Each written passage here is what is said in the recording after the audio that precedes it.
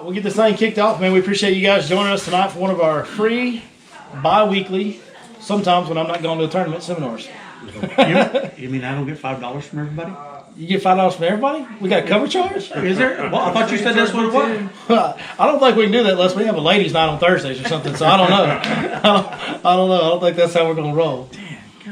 Anyways, we appreciate all y'all joining us. We appreciate those of y'all watching online as well. It has been... One could make the argument that this has been the most dynamic and interesting week in Texas bass fishing history since the mid-'90s. From one extreme to the other, you might say. Yeah, weather-wise, but, I mean, you're up to speed with what's going on out west, right? Absolutely. And what's going on across the state in general. Texas Parks and Wildlife and the ShareLunker program are off to a start like they haven't had since the 90s, and when Fork was in its prime, and what we've seen go on at OH Ivy this week has literally never happened anywhere in the world in the history of this sport in bass fishing other than right here in the 90s.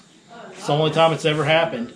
You've got guys catching 13-pounders daily out there right now. I think, how many have come from Ivy this week? Is it 5 or 6? Well, I think it's over 6. 13. Yeah.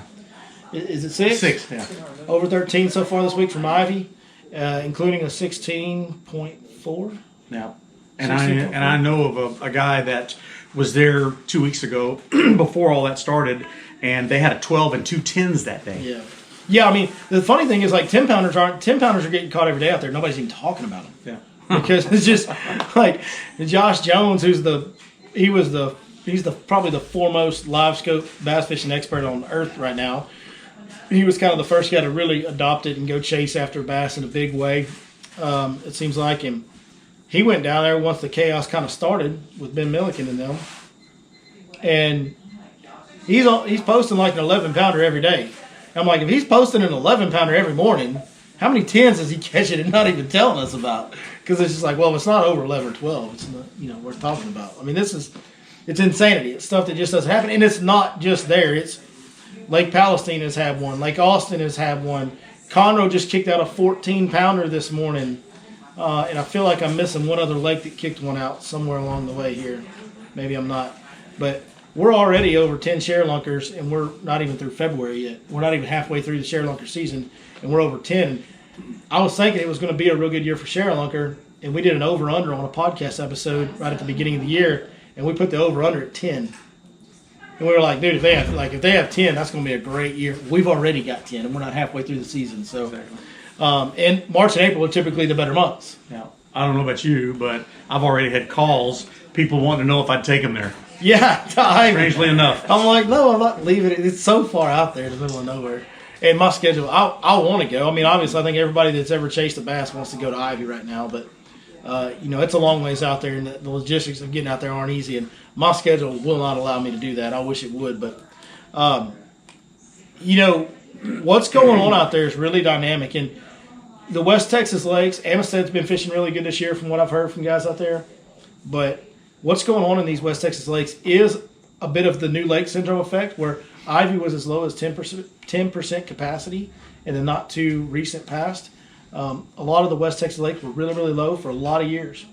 And now they've come back up and caught a lot of water. And so they're getting the new lake syndrome, where when those lakes get really low, all that ground gets a chance for the nutrients to replenish. The ground that was underwater, where the nutrients have been soaked out and depleted over the years, it gets a chance for the nutrients to rebuild and replenish. New growth occurs on the bank, and then the water floods all that, and you've got cover-rich and nutrient-rich water that just helps fish, helps bait, helps everything grow at exponential ways. Just like, every time you build a brand new lake, it peaks at about 11 years. If you look up the history of these new lakes, like when Fork reached full pool was 83, and it was kind of started being open to the public and really getting fished in 80.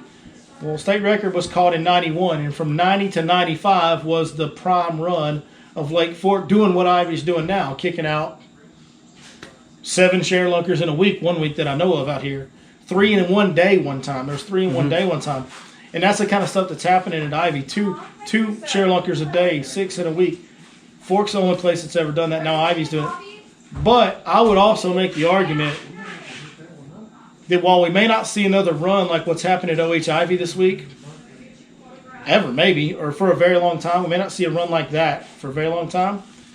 We will see, in my opinion, a lot more of these giant bass that live in this state get caught more consistently over the next few years. And I think it's a perfect storm of new lake syndrome, fish are growing and getting bigger and healthier. The weather being so cold that it isolated those fish in one part of the lake, or isolated bigger numbers of those giant fish down into a smaller portion of the lake because the weather was so extreme. We also all know we just experienced the most extreme cold front that Texas has probably ever experienced. We had 0-degree temperatures in East Texas, and that's never happened to anybody that I can talk to. Not in my lifetime. Never happened to some of the older guys. Don't go there. But that's just never happened. And we have 5-6 days where it never got above freezing. That's also never happened. So the most extreme sudden drop in water temperatures just happened. That's going to put all those giant fish into a smaller area of that lake where they have to go to survive in that cold and thrive in that cold. And then the new technology. Make no mistake, guys. Every one of those guys catching those share lunkers is using these new technologies, the Garmin LiveScope and Lowrance Active Target. They're using the forward-facing real-time transducers. They're spotting these fish offshore, seeing how big they are, specifically targeting that one fish. Some of the guys are catching them on real finesse baits. Some of the guys are catching them on Alabama rigs, but they are looking at those fish and putting a bait right in their face. Now, when in the history of bass fishing have you been able to sit out in deep, cold water where they're all grouped up and look at that fish and put your bait right in his face every single time? You have never been able to do that. This is brand new. And last year was a big year because the LiveScope technology has been around for a couple years, but last year was the first year where it really came to the forefront of bass fishing. And we saw it in major ways on major tournaments. Patrick Walters right here on Lake Fork won a tournament doing it. There was Bassmaster Opens that were won doing it. And if you watch any of the Red Crest coverage this week, everybody that made the final day is using the LiveScope, man, or the Active Target, whichever one they have. It's a major player. It's a complete game-changing technology, and so it's going to allow us to specifically target giant bass in ways that we never have. And the guys that are taking that technology and learning it and getting good, because make no mistake, the other factor is it ain't just easy. You don't just go out there, well, there's a bass, and you throw out there. It's not that simple. There is a touch, there is a feel to keeping that active target lined up and keeping your bait, keeping it on that fish as he moves around, and keeping your bait in front of the active target as well, where you can see both. That's not something you just go out there and do. That's something you have to learn. There's a little bit of an art, a little bit of skill that goes into that. So, but you get guys like Josh Jones that are very good at it. You get guys like Ben Milliken that are very good at it, which Ben Milliken didn't catch one of the share lunkers, but the guy that was in his boat with him, Joe McKay, caught the 16. And Ben also caught that same day that they caught a 16. Ben caught 2 over 12. So you get guys that are fishing 250, 300 days a year that are pretty dang experts at looking at this technology and utilizing it. And now you give them a situation where we're going to group up a bunch of the biggest fish in the lake in a small area. We're going to see more of this. I mean, it's no accident that we're having the best share lunker year that we've had. And I mean, I'd have to look that up. There hasn't been 10 share lunkers turned in 2 months, and I mean for a long time. A long time. I mean, it's the $64 question.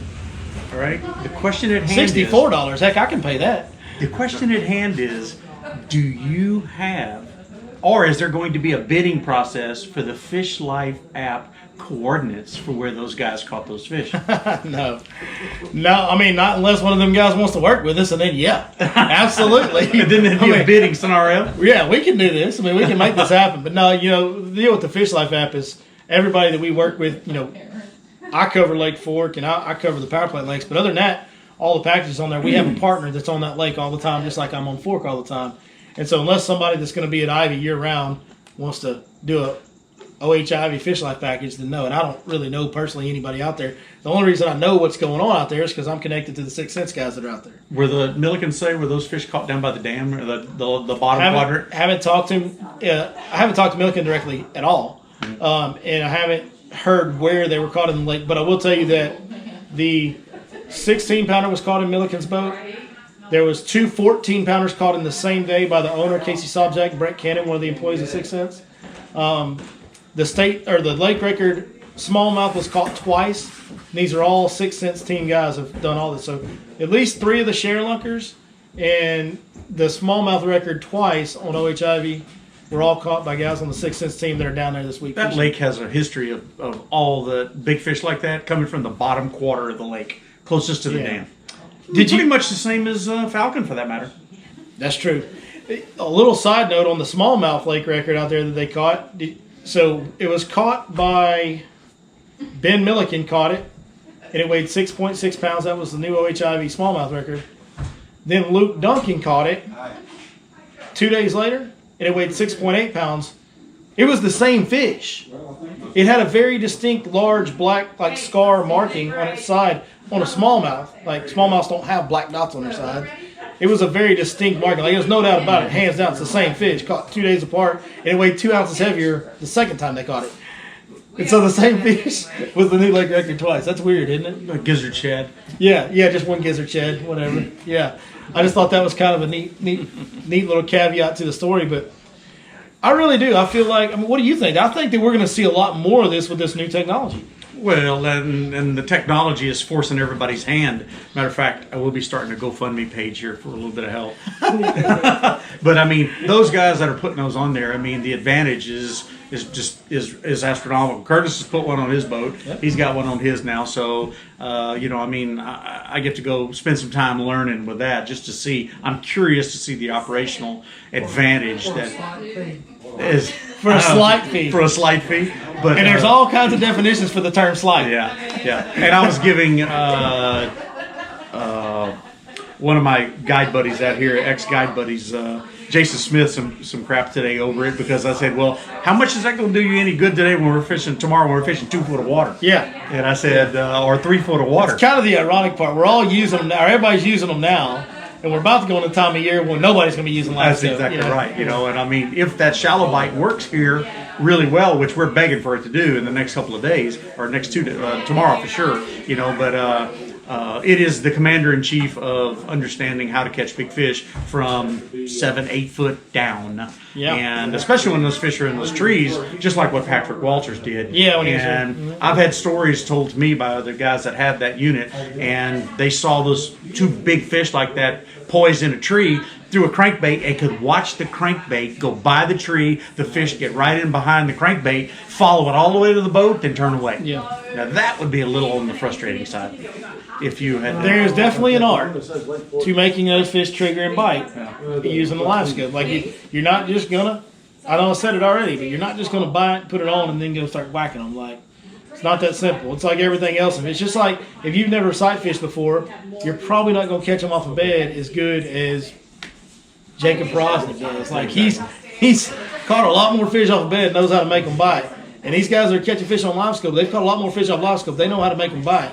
You're not just going to do it right away. So it's interesting, man. It's interesting. It's crazy what's going on. It's I think Fork's going to kick some up. One other thing I wanted to get to, another reason this is happening is everybody remembers 2011, right?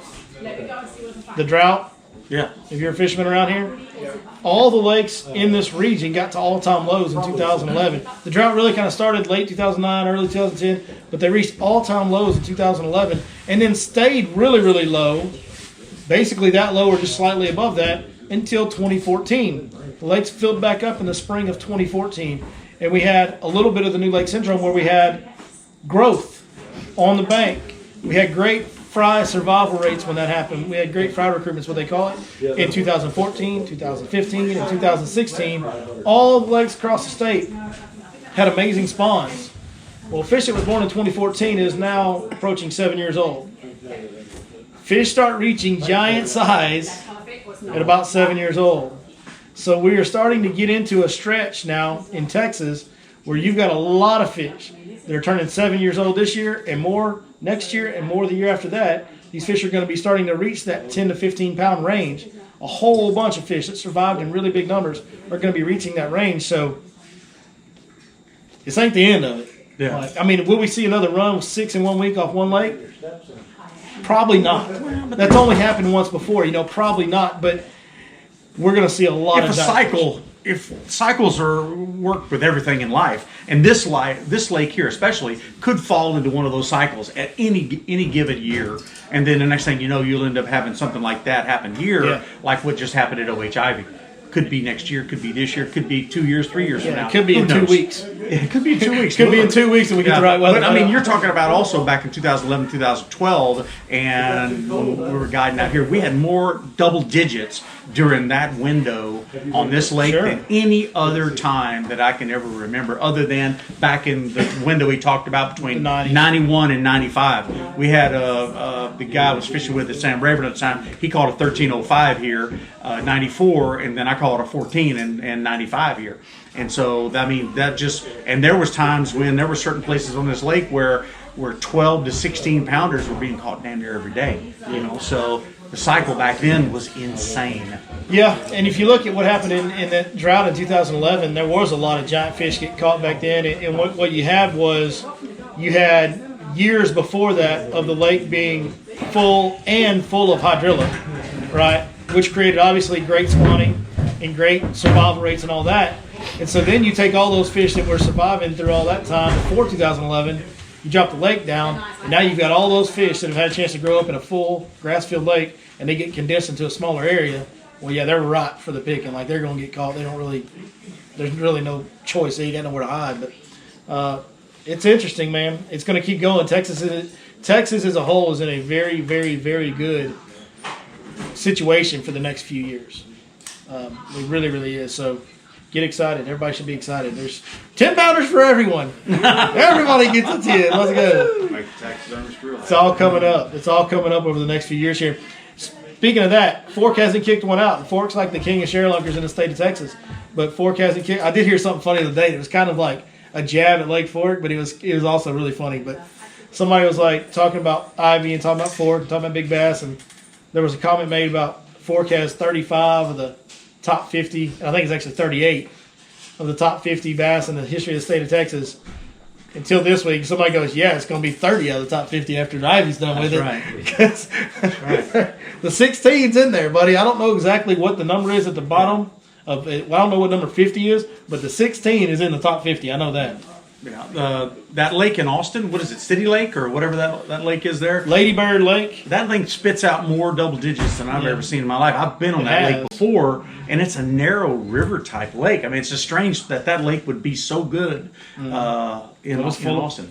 And it's got some giants in it. It was full of hydrilla and sharealunker fry for a while. Hydrilla rules the world, man. I'm telling you. God, dog it. It does. It kicked one out earlier this year. It's kicked one out so far. But as far as Fork not kicking any out, I mean, I don't really see anything to be concerned about, to be honest with y'all, as far as the big fish on Fork go. And I know, like, everybody's going to be, he's just saying that because he guides there. Listen, I don't need any more guide trips. I'm booked till the end of July. I don't need to sell a guide trip. I'll tell you my honest opinion is I don't think there's anything wrong with Fork. I don't think there's nothing to say. The reasons it hadn't kicked one out yet, A, the weather in this little corner of northeast Texas, and until a couple weeks ago, was pretty fair for fishing. But it wasn't. It was just like a little bit spread out. There was fish moving up, but not in big waves. And then we got hit in the mouth, and half the lake was frozen, which we've never seen before. The other main factor to me, the biggest factor to me, nobody's been fishing here, y'all. Now I know we got a big crowd coming to fish Bass Champs tomorrow, but I was out here. You guys saw plenty of videos from me in January. I've never seen the lake as empty as it was in January. Nobody's been fishing here. That's, to me, the biggest reason Fork hasn't kicked one out is you got a lot less percentage chance of a 13-pounder being caught when there's nobody fishing the lake. I mean, there was days when I didn't see another boat for an entire day out here, and I've never experienced that on Lake Fork in my life anytime. So Fork just hasn't really been getting fished in January and in early February until we got out of this freeze. And now everybody's wanting to fish, and the world's going crazy, and big bass are popping up everywhere, and so guys are fishing. So I think you can just sit tight, hold on. Fork's going to kick some out this year, like it always jump on. It kicks out a 13-pounder basically every. I don't really remember any years where it hasn't. Well, my take on this is a little different too, in the fact that I think there's reasons behind that. If you notice the last now 4 years going into March, April, this lake has been pool level. All right, there's been a lot of rain, just like what we got last night. Lake came up 6 inches overnight. All right, so The strange thing about this too is if you if this lake was 2 foot low, just give it 2 foot low, the shell beds are more exposed to sunshine when the lake is just a little bit lower. There's a threshold there where it really makes a difference. And there's been times when this lake was 3 foot and 4 foot low where those shell beds got a lot of sun drenched on them, and those gizzard shad move up on those shell beds, and those big ones will follow right up with them. And there's been times when we pulled up on a point here with one of my corporate clients about 6 years ago, and real windy day, and told them to throw right there into a little ditch right on a point, and they threw up there, and they both set up on the first cast. We got a couple more chairs over here if y'all want them. On the first cast, and the guy in the front had an 8.5, and the guy in the back caught a 12.25. And they sat there for the next 3 hours and caught 2 10s and I don't know how many 8s and 9s. It lasted for 3 hours. So the key to that is that shell beds are drenched. I've had it time and time again. But over the last 3 years, with the water being up higher, it just seems like it's been 20% of what it normally is. And two, along with that, works along with that is when the lake's full, there's a lot more stuff in the water that fish can relate to other than They spread it well. He spreads them out more. That's anytime the lake gets higher, it spreads fish out more when it gets scatter. lower. Yeah. So And that's the scenario which happens a lot of times. Those fish scatter out. There's more cover for them to get on, and you just got to cover that much more water. that's why 2011, the lake being 8 foot low. I mean, it sucked for the health of the lake for the next few years. But when it dropped and got low, it was awesome for a while. I mean, over a long period of time, it's bad for the lake to be low like that. But when it dropped, it was like all the fish got condensed, and it was like super cool, man. They were all on the same kind of stuff, and you could run patterns, structure patterns all over the lake. You just had to focus on structures like points, humps, whatever. But once you found what they were relating to, there were so many fish in a smaller area, they were relating to it all over the lake, and you could really run it and be consistent and just whack them on main lake type stuff. Pattern it. Yeah, absolutely. But what's going on with Fork with the freeze? Crazy stuff, right? Like, this is just crazy what happened here. Not this past week, but the week before. We've never really seen the likes of that. We talked about earlier, 5 or 6 days under freezing, 0 degree temps, just parts of the lake getting ice on it, percentage of the lake getting covered in ice. We've never seen this. Now, I've seen some ice over the back of Williams Creek and all the whole back of Williams, and different stuff like that when we had a few days below freezing or whatever, but nothing like what we just saw. In fact, to give you an example of how extreme it was, I was out here Tuesday. The video that we aired Wednesday with the tracking survey with Texas Parks and Wildlife, we were out on the water on Tuesday this week doing that. Tuesday, at the end of the day, one of the last fish we tracked, maybe the very last fish that we tracked, and I think this one wasn't on the show because it was the last one we tracked, and I quit filming the same thing over and over again after a while. But it was in the very back of this little corner, halfway back in Birch Creek, is in the very back of this corner, and that corner had been getting abundant sunshine, and it was super, super shallow water for a ways. And we had to go for a long ways through this shallow water to find this fish. And that water was already at 58 degrees in that corner on Tuesday. Now, right across Birch Creek in another corner that was real shady that wasn't getting any sunshine, there was still ice. So you had 58 degree water on one side of the creek and an ice pocket on the other side of the creek. That's just some stuff that I don't really know how to compute in my head. I don't really know how to analyze all that. Dirtier water, cools quicker and it warms quicker. Clear water is a different story. The clear water won't warm nearly as fast as the dirty water will, and so... We were 2/3 of the way back in Birch. I promise you none of it was clear. None of it was clear back there, for damn sure. And that's one of the things. Now, how those fish are going to relate to that, tomorrow is going to tell a big tale in that tournament of based off the scores, based off what I've heard guys saying, 2 years ago it only took 6 pounds to get a check. Last year, it wasn't super great, but it was way better, so it'll be real interesting. The thing about last year at this time, there was no overs in the tournament last year. And so I'm fishing the tournament tomorrow, and I'm just looking so much forward to it just to see I'll tell you this, what's going to happen. If there's an over that gets caught out here tomorrow with the kind of shape the fish are in right now, seasonally, the health of the fish that I've seen, that I've caught out here the last couple months, if somebody catches an over tomorrow, there's a good chance it might be going to Athens. It might be 13 because there's some really thick fish. You catch one over 24 inches right now, there's no telling what it'll weigh. But it's, one thing that's going on conditions-wise out here is, like I said, 58 degree water on Tuesday, 60 degree water I found on Wednesday. There are some fish on a bed out here right now. I know that seems crazy because the whole lake was frozen 10 days ago or whatever it was, but there are some fish on a bed right now today. I promise you there is. I know there is because I've seen them. But yes, but it's very small areas that have warmed up enough to make these fish do that. Now I haven't seen any pairs. Just seen what I would call males. But in these smaller areas, the water is 60 degrees. And when's the full moon? Tonight? Yeah. It's tonight. So if you got 60-degree water and you got a full moon coming up, that male's going to make that bed because he's expecting the female to move in there on the moon and lock in with him in the next day or two after. That's kind of how that works. When they move in waves in the full moon, the males come in beforehand and work on beds. And usually the females will pull in, and the day after the full moon is when the females will start looking to pair up. And typically speaking, 3 days after the full moon during a spawning cycle is the best day to catch the big ones. Because 3 days after, in my experience, is when the highest percentage of females are in a locked, aggressive mood, paired up with a male and just stuck to a bed. I can tell you right now, if there's a full moon, the full moon that happens between March 20 and April 20 every year, wherever that full moon falls, 3 days after that full moon is the best sight fishing day of the year, every single year since I've been here. I think it's April 7th is the full moon this year. So the 10th. No, it's... is it? The full moon is actually right at it's like the last day of March 29th or something. Oh, is it? I thought it was the 7th. The only reason I know that is because a guy called a year ago and booked the full moon, or booked the 3 days after the full moon. He booked all 3 days consecutively, and it's right at like April 1st, 2nd, 3rd or something like that.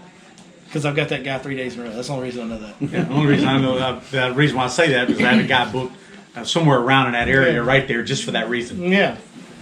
Yeah, it's somewhere right in there. But anyways, wherever that falls, the 3 days after the full moon is usually the best sight fishing day for big fish. That's just how they do it. So, it makes perfect sense that there would be some fish making a bed right now. If you've got some corners of 60-degree water and you've got the full moon tonight, yes, there should be fish making beds, and that's what they're doing. That's going to shock most people because you can roll around the main lake and find 40-something degree water. What's the main lake temps? Right now, 46. 46, which is not even close to spawning. That's like, in a normal winter, that's like the lowest temperature we might get around here, some years. So, and sometimes we don't even get that low. So you roll out on the main lake, you see 46-degree water, you're not thinking about spawning fish. But we've had such a rapid cooling and such a rapid warming behind it that the lake has just recovered water temperature-wise in certain corners. And the water's doing that. The fish are going to do their thing, Yeah, last Saturday and Sunday I was fishing Main Lake stuff that was 42. Yeah. And then had some stuff that was right off Main Lake that was 39 to 40 and a half. At Monday and Tuesday this week did a world of good for certain pockets of this water. It was really warm nights, and that made I just can't tell you how big of a difference that can make. I mean, it made a huge difference. Well, those fish are pretty attuned to feeling that and moving with it. So, well, in the moon cycles and the daylight periods are also telling. I mean, this is the time of year when fish start spawning on this lake every year, regardless. I have seen them spawning in as cold as, say, 54, 55-degree water out here just because it was, early March and there was a moon. Well, like they know that daylight period clues them into it as much as anything else does. Well, we were discussing that a few days ago, and fish that I'd caught 2 weeks ago. I mean, even when this water, and a lot of these fish were under ice, because of the cycle of their habits of moving up, and this time of the year, their biological clock is telling them that this is where I need to be, and I don't think those fish went anywhere. I think they stayed there, and then when this water all of a sudden rockets back up, it's going to be. I'm really excited about going to see if I can catch them in those areas. We always say, or I always say, and I have never heard anybody argue with me on it, but it's always way more about the trend than it is the temperature, right? Mm-hmm. Well, we did obviously have a drastic cold trend 10 days ago, that frozen week. But since then, it's been a very dramatic warm trend. We're talking about water that had ice.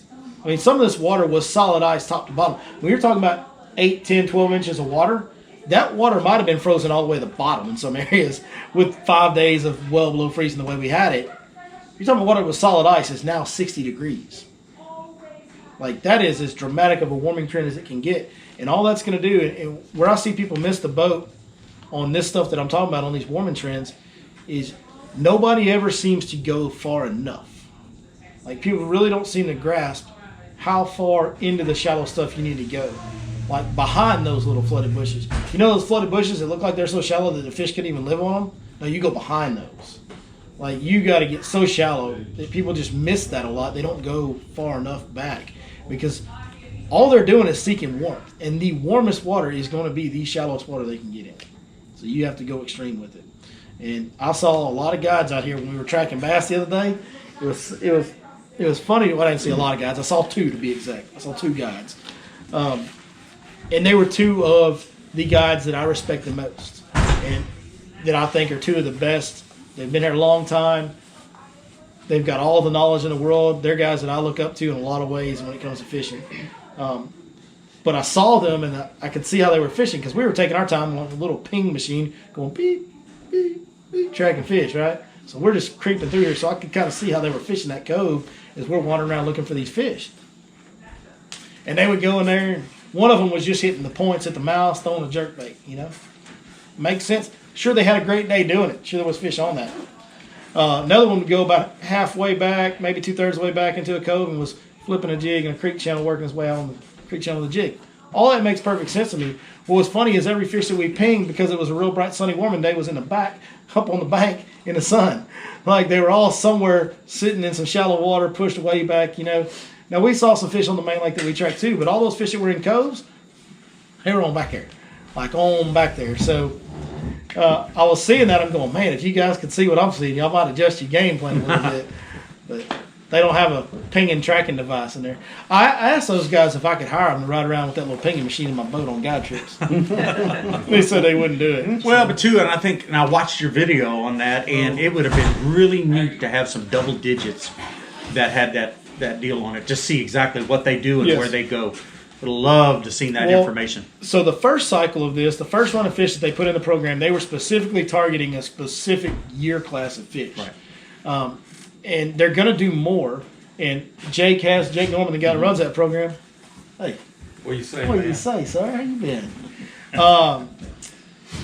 He did specifically tell me they're going to specifically target offshore fish and bigger fish on the second run of this survey. That's going to be So that will be great info. Okay, I'm so looking so much forward to seeing that. One thing that was really cool that we saw in that was the fish that they shock and catch, which they're shocking these fish, so they have to be kind of shallow for them to shock them.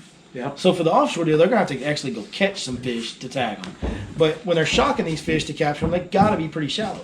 And these fish that they shock shallow, most of them live shallow. And the ones that live shallow tend to stay real close. Month to month, week to week, they go every 2 weeks and track these fish. And they've got some that literally they were like, well, that fish is on that stump right there like 75, 80% of the time. Like every time we come here, 75, 80% of the time, he's on not like this area, like that's his tree. Like that is just a little bit mind blowing to me. I wouldn't think a fish would live on one tree. But the shallow fish that live shallow all the time, that they always find shallow, stay right here, like in the size of this room, literally. But the fish that they track that tend to be in deeper water, sometimes they don't find them. Like they just kind of go and wander. And even when we were pinging them, the ones that were shallow would just kind of stay there, and if they moved, they would just move over here, and they would stop. But the ones that were in a little bit deeper water, it was like, and this is the stuff you can't get from the video because there's just no way for me to give you the feel of what's going on. But the ones that were, like there was one that was in like 20, 25 foot of water, kind of just out in the middle of Birch Creek and towards the mouth of it. And that fish, they would get by him and he would just keep going. And it wasn't like he was like fleeing or running from the boat real fast. He was just like moving around and moving around. So it'll be real interesting when they get some offshore fish that they've caught deeper to see how much more do those fish travel, and do they live on one point in general, or do they move from this point over across the lake to that point, or what do they do? That'll be really interesting to see how that plays out. Because I think right now what the general consensus is, the fish that live deeper wander and move a lot more, and the fish that live shallow kind of have homes. I know this. I know where there's a 75, 80% stump that I'm going to be throwing at. Well, it's that same stump. I know what you're talking about because I saw those guys come by during the fall, and I was on that point, and I'm watching those guys. They're about 200 yards away, and 3 guys in an aluminum boat. So I'm fishing that point. I'm watching. They're getting closer, and I'm thinking, what the hell are they doing? And I'm out a little deeper, and I watch him. And this guy's got this antenna as he goes by. And after he passes me, I can't take this no more. I had to go over and ask him, what's going on here? And he says, yeah. And he pulled up onto a stump, and he's throwing a Texas rig worm. And he has to throw the same Texas rig worm all the time, right? 11 inch, 10.5 inch. It's a 10-inch Berkeley power worm, black blue That's plate. right. And so that stump that he was fishing, I'd already flipped that stump 3 times. All right, that's the exact stump. And he says, "Yeah, that is a 16-incher that lives there." And I'm going like, "I'll have my scuba equipment next week, Yeah. next tournament." We're gonna find. He won't bite that 10-inch worm, but we're gonna find out if he'll bite a jerk bait, a crank bait, a Carolina rig, a jig. We're gonna find out. But the point to this whole thing is that in particular stump, that same fish that they went by the other day, that same fish was on that exact stump. Yeah, he's there all the time. It's just where he lives. Same fish. And there's another one that lives on where a walkway meets a dock. He just lives there. He's been there for months on the same exact piling on the dock. It's wild stuff. Very interesting. So Love to learn more about that.